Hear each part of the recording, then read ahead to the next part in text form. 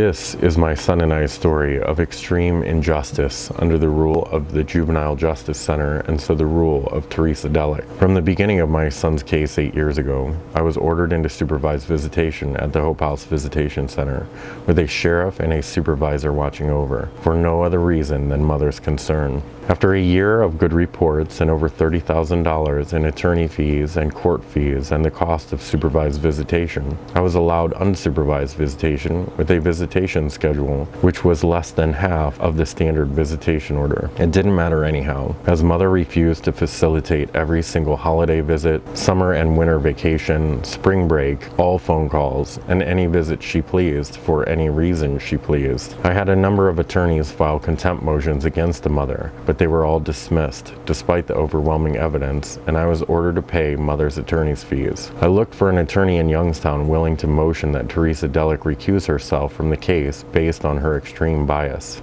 It turns out that there are few attorneys who are willing to practice in front of Teresa Delic, so I, as a pro se litigant, petitioned Judge Delic to recuse herself multiple times, based on how cruel she had been to my son and I. Teresa Delic refused to recuse herself, so I petitioned the Ohio Supreme Court to remove Teresa Delic from my son's case. Teresa Delic wrote a 40-page response to the Ohio Supreme Court in an attempt to stay on the case, which she lied many times within. Shortly after, Teresa Delic was forced to recuse herself. A grumpy old visiting judge from Medina was assigned by the Ohio Supreme Court to my son's case. Right away, he awarded my son and I with more than the standard visitation schedule and told the mother that if she broke the rules one more time, that she was going to jail. For a year and a half, my son and I had our first Christmas, our first birthdays together, our first phone calls together, our first vacation, our first almost everything together. Because there was now a new judge, I petitioned the court to order mother to have my son medically treated, as his pediatric urologist said that he was circumcised incorrectly and my son needed to undergo a surgery for recircumcision and a skin bridge division, and that the longer that we waited, the higher the risk of my son being permanently deformed and losing his ability to have children. The mother would not agree to have the surgery done despite the doctor's recommendation and had canceled the surgery 3 times. The visiting judge ordered mother to facilitate the surgery. The mother canceled the surgery yet again, and so I took her back to court on contempt charges. During that hearing, and in front of the visiting judge, the guardian ad litem, Robert, or Bob Price, appointed by Teresa Delic to represent my son, stood up in the courtroom and said to the judge, "I gather that he is asking that the court order that Jace have his surgery on his penis, and that this man seems to have some sort of penile addiction or affliction or something."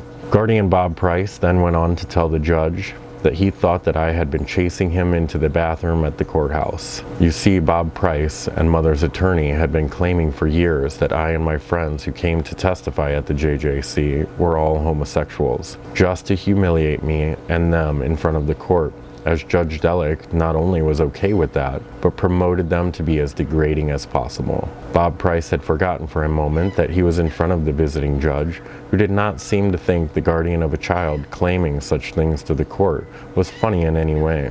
I immediately made an oral motion to disqualify Bob Price as guardian over my son. The visiting judge told me to put it in a written motion and that he would take care of it. So I did. Within a few hours of me submitting the motion to disqualify Bob Price as guardian over my son, Teresa Delic removed the visiting judge from the case and reappointed herself to my son's case. She then petitioned the Ohio Supreme Court after the fact, falsifying the dates and the facts in the case in order to do so. Teresa Delic also dismissed the motion to have Bob Price removed as guardian over my son and retained him with full access and authority over my little boy. Mother not only resumed withholding my son at will, but filed her 7th motion to terminate visitation, claiming that I left my son alone in the Miami airport on the only vacation we were ever allowed to have because of the visiting judge. Judge Teresa Delic ordered the termination of my visitation with my son and an investigation to be done by the court. Teresa Delic subpoenaed the National Security Office in the Miami airport for the video of my son and I.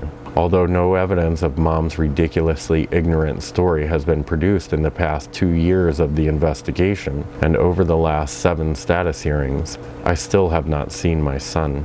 A teacher and friend of mine from the local school system came on my behalf to testify to what a great father I was and how insane she thought the court's orders were, and wrote an affidavit to the court about what she thought. Judge Teresa Delic threatened to contact her school board and even have her thrown in jail if she ever wrote to or about the court again. I have tried to appeal this case 3 times, but Judge Teresa Delic will not end the investigation nor give final orders, which can legally be appealed. I believe that what is happening in my son's case is criminal, and that having a mother or person like Teresa Delic preside over the lives of half of the children and families in Youngstown is a grave mistake, and one that I hope to remedy.